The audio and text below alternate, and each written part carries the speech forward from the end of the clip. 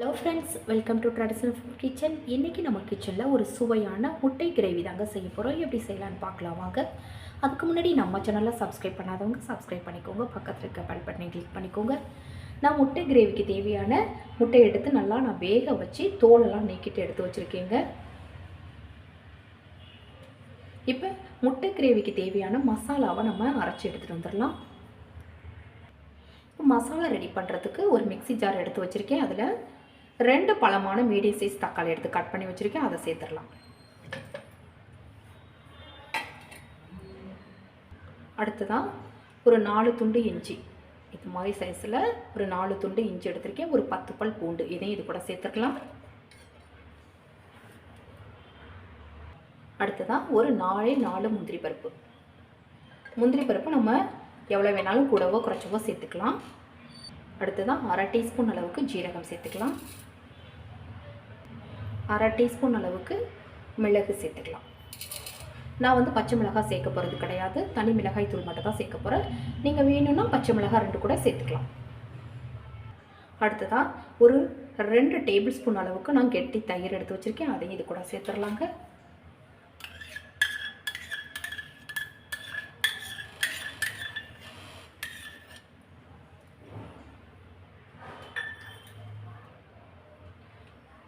நம்ம வந்து தக்காளி தயிரும் 2 சேர்த்துக்கிறதுனால ரொம்ப பிடிக்கும் அப்படின்னு நினைக்க வேணாம். நான் வந்து மீடியம் சைஸ் தக்காளி 2 தான் சேர்த்துருக்கேன். தயிர் வந்து 2 டேபிள் ஸ்பூன் தான் சேர்த்துருக்கேன். அதனால் உங்களுக்கு கரெக்டாகவே இருக்கும். அடுத்ததாக ஒரு அரை கைப்பிடி அளவு கொத்தமல்லி, நல்லா ஃப்ரெஷ்ஷான கொத்தமல்லியாக சேர்த்துக்கோங்க. இப்போ இதில் கொஞ்சமாக தண்ணி சேர்த்துக்கலாம், நிறைய சேர்க்க வேணாம். ஏன்னா நம்ம தக்காளி தயிர்லாம் சேர்த்துருக்கிறதுனால ரொம்ப தண்ணியாக இருக்கும். இப்போ இது நல்லா மைய அரைச்சி எடுத்துகிட்டு வந்துடலாம் மிக்சியில். இப்போ முட்டை கிரேவி ரெடி பண்ணிடலாங்க. ஒரு பேன் வச்சுருக்கேன். அதில் ஒரு டேபிள் ஸ்பூன் அளவுக்கு எண்ணெய் சேர்த்துக்கலாம். இப்போ எண்ணெய் கொஞ்சம் சூடாகட்டும். இப்போ அதில் 1/2 டீஸ்பூன் அளவுக்கு மிளகாய்த்தூள் சேர்த்துக்கலாம், தனி மிளகாய்த்தூள். 1/4 டீஸ்பூன் அளவுக்கு மஞ்சள் பொடி.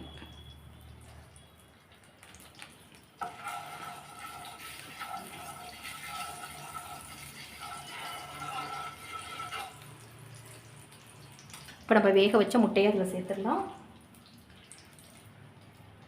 நான் லேசாக வந்து இதில் சின்ன சின்ன கீரல் போட்டு வச்சுருக்கேங்க. பாருங்கள், எல்லா முட்டையிலையும் அந்த மாதிரி நான் கீரல் போட்டு வச்சுருக்கேன். அப்போ தான் மசாலாவெல்லாம் உங்களுக்கு உள்ளார நல்லா இறங்கும் அப்படின்றதுனால.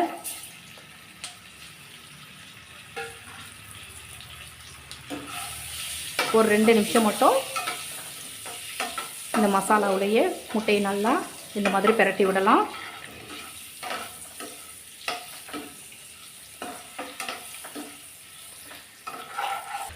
இப்போ 2 நிமிஷம் நல்லா மசாலா நல்லாவே பிரட்டி விட்டாச்சு முட்டையை.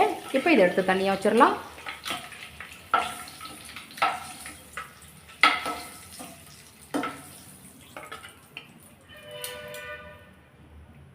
இப்போ அதே எண்ணெயிலேயே 1/2 டீஸ்பூன் அளவுக்கு சோம்பு சேர்த்துடலாம். பாதி பிரியாணி இலை சேர்த்துக்கலாம். சின்னதாக ஒரே ஒரு பட்டை, 2 கிராம்பு. இப்போ இது கொஞ்சம் நல்லா வதங்கட்டும். இப்போ அடுத்ததாக ஒரு பெரிய சைஸ் வெங்காயம் எடுத்து பொடியாக கட் பண்ணி வச்சுருக்கேன். அதை அதில் சேர்த்துடலாம்.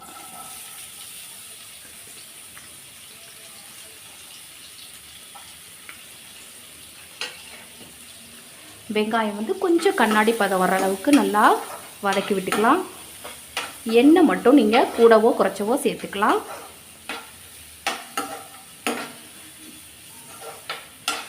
இப்போ இது நல்லா வதங்கட்டும்.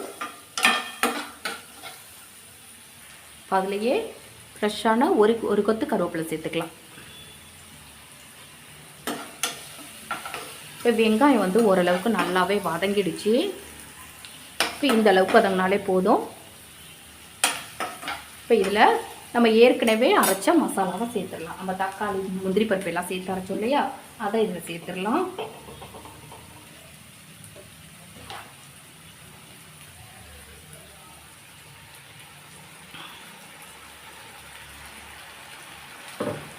இது நல்லா ஒரு 2 நிமிஷத்துக்கு நல்லா வதக்கி விட்டுக்கலாம். ஏன்னா இஞ்சி பூண்டெல்லாம் சேர்த்துருக்கிறதுனால அதோட பச்சை வாசனை போகணும். அதனால் கொஞ்சம் 2-3 நிமிஷத்துக்கு நல்லா இது வதங்கட்டும். இது வதங்கினதுக்கு பிறகு நம்ம மற்ற மசாலாவெல்லாம் சேர்த்துக்கலாம்.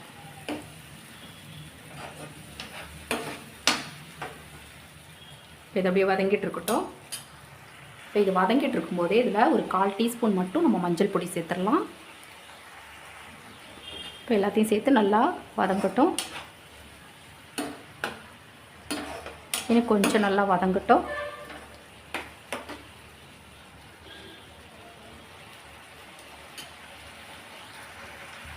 பாருங்கள், இப்போ நல்லா பச்சை வாசனை போகிற அளவுக்கு ஒரு 2 நிமிஷம் நல்லா வதங்கிடுச்சுங்க.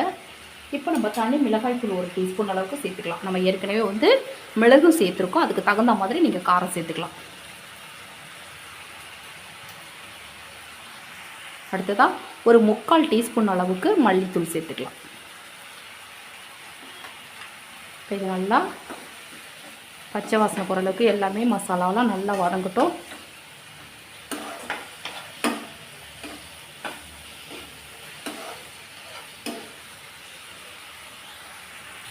இப்போ நல்லாவே வதங்கிடுச்சு பாருங்கள், நல்லா ட்ரை ஆகிடுச்சு பாருங்கள்.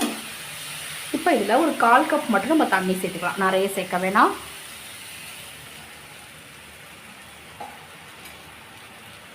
உங்களுக்கு கிரேவி எந்த அளவுக்கு வேணுமோ அந்தளவுக்கு நீங்கள் தண்ணி சேர்த்துக்கலாம். கிரேவி அதிகம் வேணும் அப்படின்னா நீங்கள் மசாலாவும் அதிகமாக சேர்த்து அரைச்சிக்கணும். இப்போ நம்ம ஏற்கனவே மசாலா அரைச்ச ஜாரையும் கொஞ்சம் நான் கழுவி சேர்த்துக்கிறேன். இப்போ தேவையான அளவு நம்ம கல் உப்பு சேர்த்துக்கலாம்.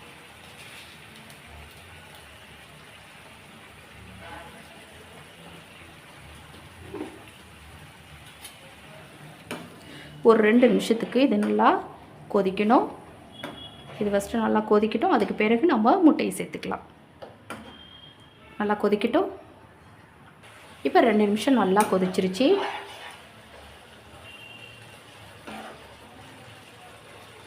இப்போ நம்ம முட்டையை சேர்த்துடலாம்.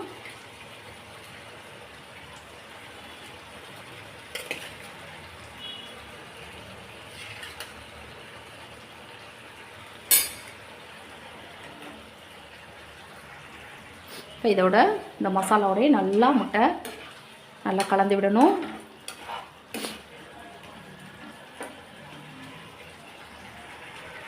அடுத்ததாக ஒரு 1/4 டீஸ்பூன் அளவுக்கு மட்டும் நம்ம கரம் மசாலா சேர்த்துக்கலாம்.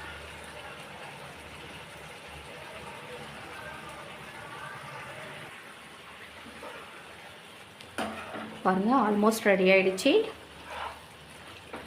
இப்போ இதில் கடைசியாக நறுக்கிய கொத்தமல்லி சேர்த்துக்கலாம்.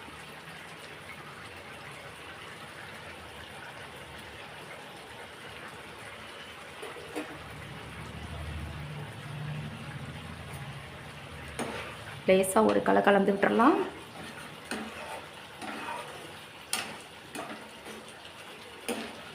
இப்போ நம்ம ஸ்டவ் ஆஃப் பண்ணிடலாம்.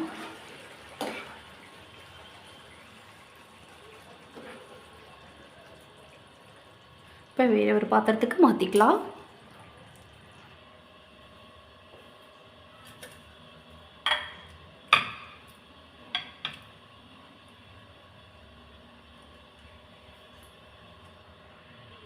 பாருங்கள், ஒரு சுவையான முட்டை கிரேவி ரெடி ஆகிடுச்சுங்க. இது சாதம், இட்லி, தோசை, சப்பாத்தி, பரோட்டா எல்லாத்துக்கூடவும் சாப்பிடும்போது ரொம்ப அட்டகாசமாக இருக்கும். ரொம்ப நல்லா இருக்குங்க. இந்த மாதிரி செஞ்சு பாருங்கள். செஞ்சு பார்த்துட்டு எப்படி இருந்ததுன்னு மறக்காமல் சொல்லுங்கள். இந்த வீடியோ உங்களுக்கு பிடிச்சிருந்துச்சுன்னா மறக்காமல் உங்கள் ஃப்ரெண்ட்ஸ், ரிலேட்டிவ்ஸ் எல்லாருக்கும் ரொம்ப ரொம்ப ஷேர் பண்ணுங்கள், லைக் பண்ணுங்கள். நம்ம சேனலை மறக்காமல் சப்ஸ்கிரைப் பண்ணி சப்போர்ட் பண்ணுங்கள் ஃப்ரெண்ட்ஸ். தேங்க்யூ.